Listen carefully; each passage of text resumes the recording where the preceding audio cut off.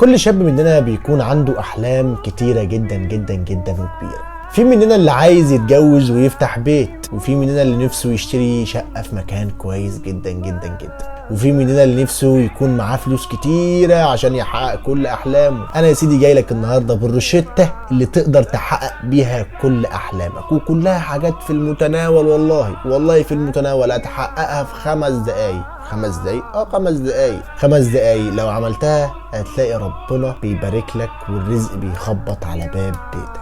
انا هقول لك ازاي. رقم 1، انك تنظف قلبك من الحسد والحقد والغل. مش تلاقي واحد جارك او واحد صاحبك او عمك او خالك او مش عارف مين قريبك ربنا اكرمه برزق ما، فانت تقول ايه؟ يا رب اشمعنى انا؟ ما رزقتنيش ليه يا رب؟ واشمعنى هو؟ حاول تكون كويس مع نفسك قبل ما تكون كويس مع الغير، وهتلاقي ربنا بيكرمك. وده اللي يودينا للحاجة التانية، انك لما تشوف نعمة على غيرك تدعي له ان ربنا يديمها عليه ويرزقه خيرها ويكفيه شرها ويرزقك باللي احسن منها. بمعنى انا شفت عربية حلوة قوي قوي قوي، صاحبي، ابن عمي، اخويا، جارنا، اي حد راكبها، معدي قدامي كده، بدل ما اقول يا رب اشمعنى انا وهو والكلام اللي ملوش اي لازمة ده، والكلام اللي بيعبي القلوب غل وحقد وحسد، تقول كلمتين 2 هتقولها باللغه بتاعتنا. يا عم يا رب ادي خيرها ويكفي شرها وارزقني باللي احسن منها. كلمتين بساط قوي، كلمتين بساط قوي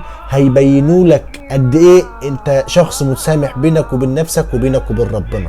تلاقي النعمه جايه لك لحد باب بيتك وبتخبط عليك تقول لك انا جايه لك.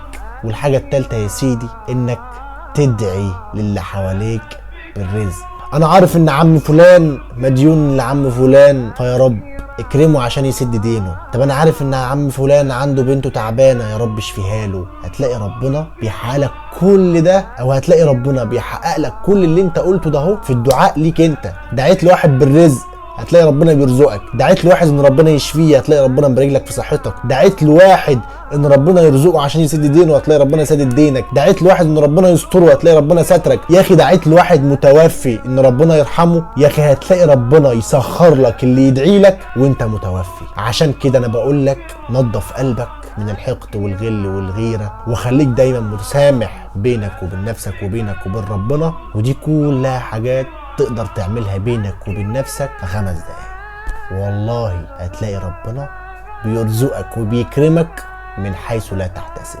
وان شاء الله كل شخص بيتفرج على الفيديو ده ربنا يكرمه ويسعده ويرزقه من حيث لا يحتسب ويحقق له كل اللي بيحلم بيه.